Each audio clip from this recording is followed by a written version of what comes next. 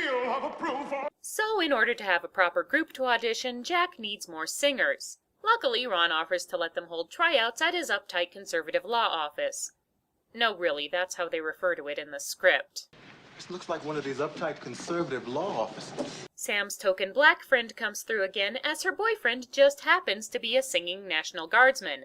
And a guy in biker leathers who's looking for an extension on his tax returns just happens to wander into the audition by mistake.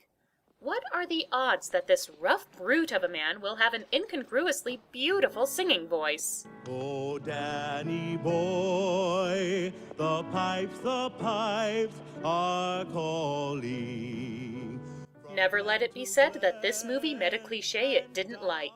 But now it's time for Ron's bosses to take on the uptight square mantle, as they don't appreciate having the Cirque du Soleil gay cluttering up their lobby. If they're auditioning singers, why do they have all these other acts showing up? I'm James, and flames my games. No. Too easy, even for me.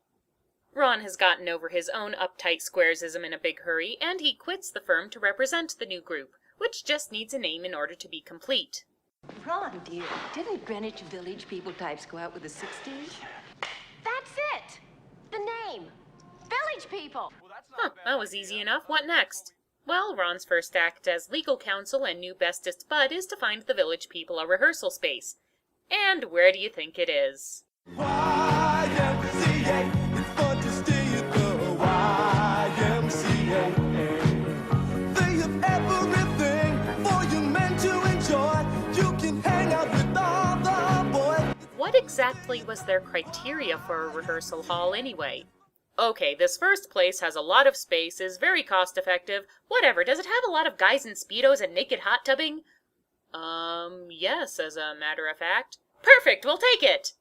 After the rigorous whatever that was, the Village People get to sing Liberation for Steve.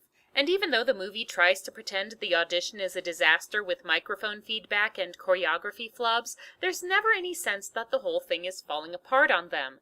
Mostly because the song still sounds like, well, a studio recording they're all lip-syncing to.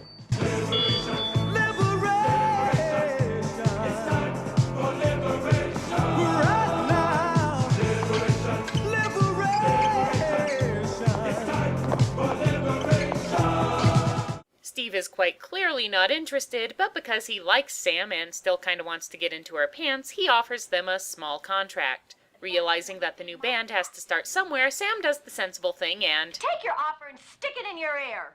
They're worth a lot more than that. Why do you always give me this shit? Yeah, that happened. If I had an ember of sympathy for any of these horrible characters before now, that scene would have snuffed it. Again, the Muppet movie similarly played with the notion of expecting to walk up to some entertainment big shot and automatically receive fame and fortune, but there it was understood that's something that only happens in the movies. And since it had been established that everybody knew they were in a movie, they were able to get away with it on a metafictional level. In Can't Stop the Music, the characters treat instant success not only as something to be expected, but something that they're entitled to. Sam gets an offer that a lot of people trying to break into the music business would sell their souls for. Believe me, I speak from experience. And she spits on it because it doesn't fulfill her unrealistically high standards. It makes her come off as selfish, and it makes her further struggles to get the Village People noticed nobody's fault but her own.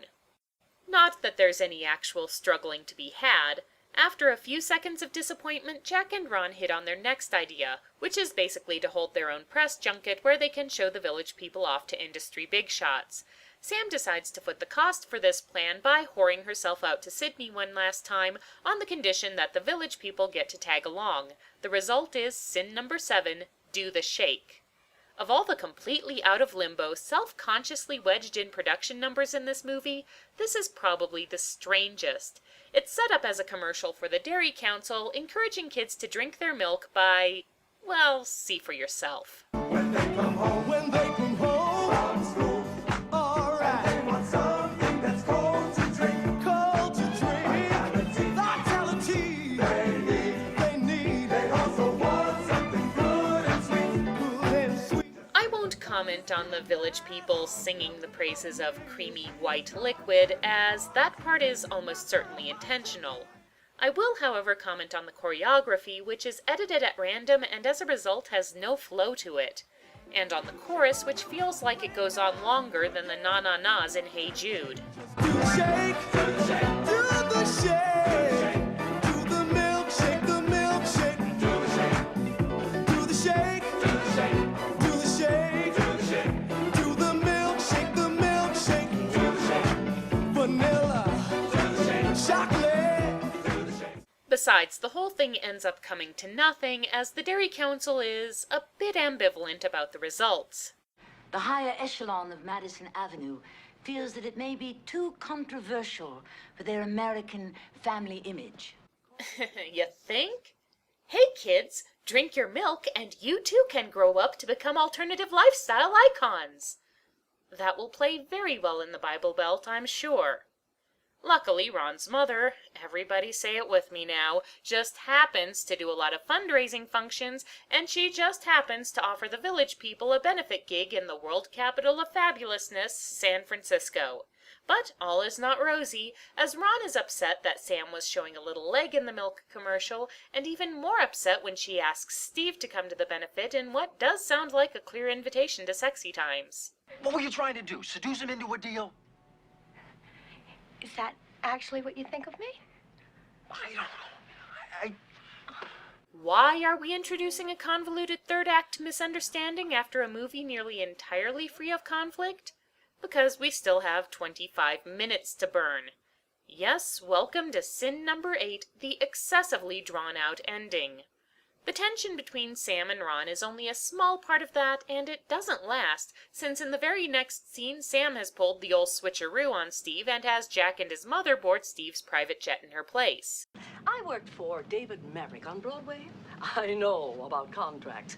I think we're going to have to insist on 10% of the first 100% net profits. That doesn't make any sense at all. Hey, when it comes to pushy stage mothers, she learned from the best. They're trying to take my baby from me. That's what they're trying to do. Well, over my dead body they will. Apart from that, the biggest concern is whether or not the village people will get their costumes in time, which lasts about 30 seconds. And from then on out, the whole thing is just one self-gratifying victory lap for the main characters. Jack has contracts for the village people, the press is all over them, Steve is all over the press, Ron gets his job back and proposes to Samantha, and the village people perform the movie's title song, which eventually feels less like a declaration of triumph and more like an invitation to hit the mute button. You can't stop the music. Nobody can stop the music. Keep two loves apart.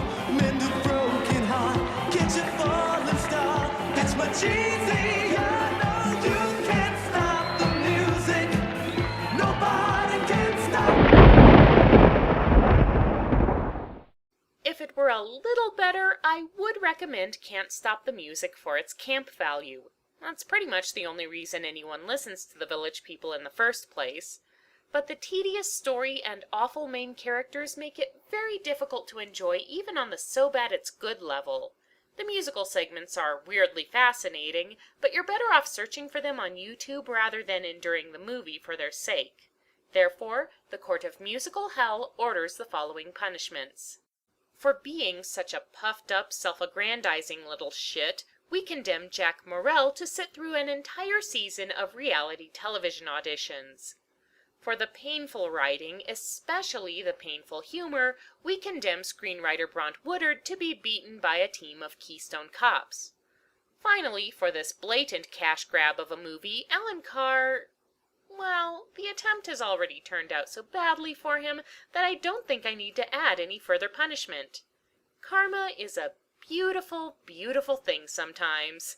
So let it be recorded. This session of the Infernal Court in Musical Hell is now adjourned.